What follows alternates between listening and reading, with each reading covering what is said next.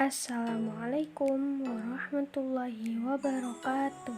Kami dari kelompok 1 akan mempresentasikan hakikat membaca di kelas tinggi dengan anggota kelompok Amir Husin Lubis, Arfah Nisha Rahmanda, Rifka Anissa Putri, dan Sriyanti Siregar. Kami berharap semoga teman-teman dapat mendengarkan dan menyimak isi dari presentasi kami. Kita mulai yuk! Hal yang dibahas pertama yaitu hakikat membaca. Adapun hakikat membaca adalah pengembangan keterampilan dalam memahami kata-kata, kalimat-kalimat, paragraf-paragraf yang ada dalam sebuah bacaan sampai pada memahami secara kritis dan evaluasi keseluruhan isi bacaan tersebut. Adapun pengertian membaca yaitu membaca adalah suatu kata kerja atau suatu perbuatan yang dilakukan oleh pembaca untuk mengambil informasi yang diperlukan di dalam suatu bacaan serta dapat memahami pola-pola yang tertuang dalam bahasa yang ditulis oleh penulis tersebut.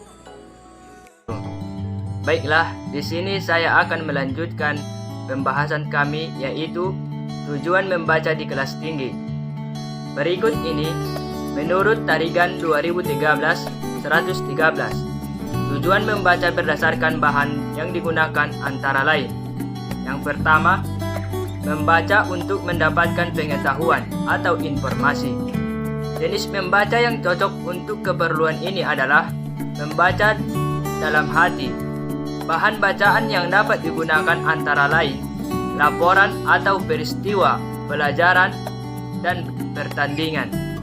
Berita tentang penemuan hal-hal baru, buku-buku pelajaran, majalah-majalah, ilmu pengetahuan, dan lain-lain.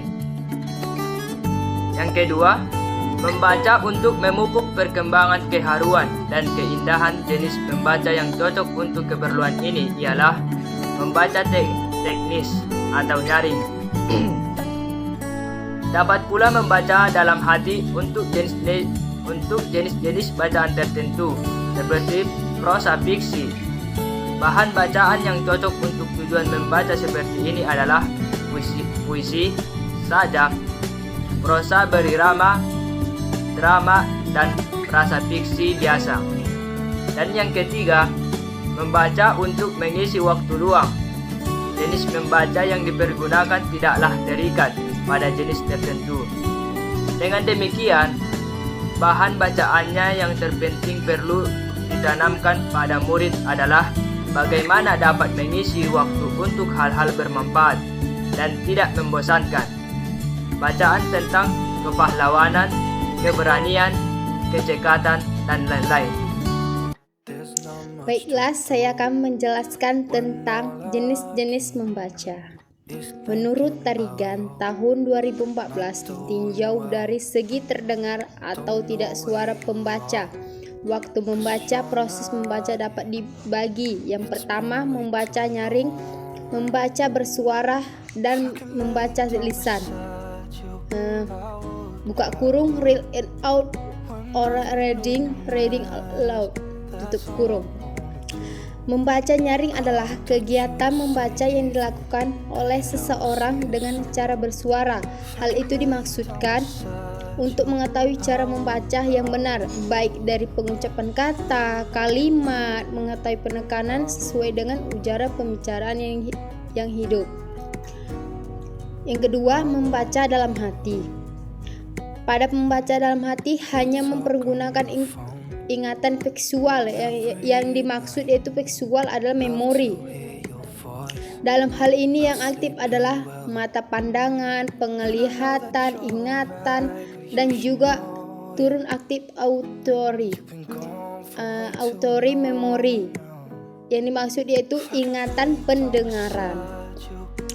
Dan ingatan bersangkut paut dengan otot kita.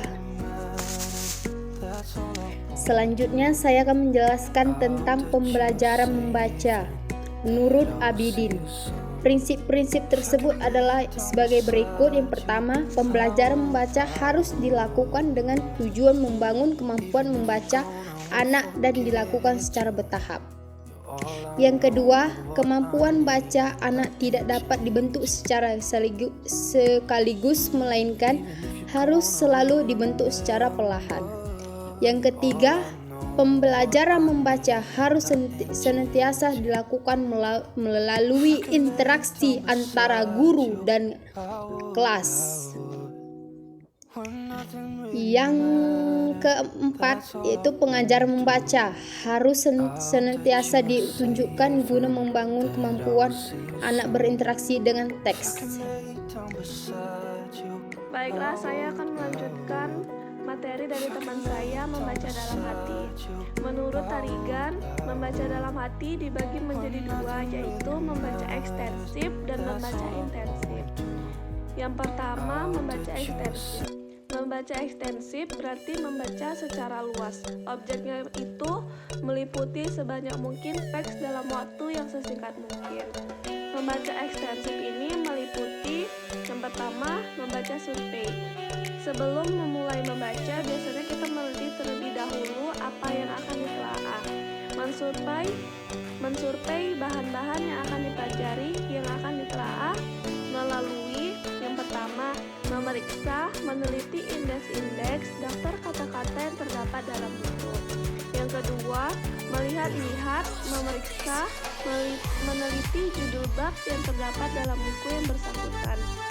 Selanjutnya yang terakhir, memeriksa, meneliti bagan, skema, outline buku yang bersangkutan. Selanjutnya adalah membaca sekilas. Membaca sekilas adalah membaca dengan cepat untuk mencari dan mendapatkan informasi secara cepat. Dan yang ketiga, membaca dangkal. Membaca dangkal pada hakikatnya itu bertujuan untuk memperoleh pemahaman yang dangkal yang bersifat luaran yang tidak mendalam dari suatu bahan bacaan. Selanjutnya adalah membaca intensif. Membaca intensif adalah membaca dengan penuh penghayatan untuk penyerapan apa yang seharusnya kita kuasai.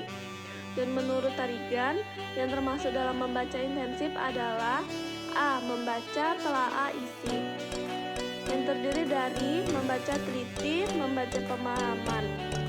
Membaca teliti adalah kegiatan membaca yang dilakukan oleh pembaca untuk meneliti bahan bacaan yang dianggap penting dan disukai oleh si pembaca.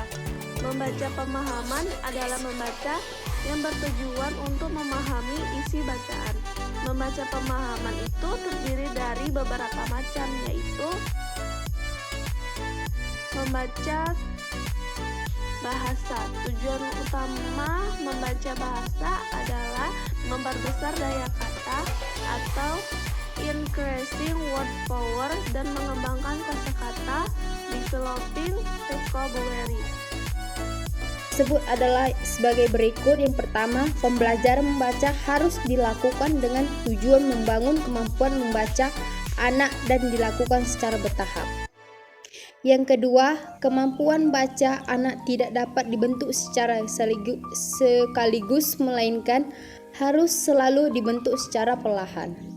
Yang ketiga, pembelajaran membaca harus senantiasa dilakukan melalui interaksi antara guru dan kelas.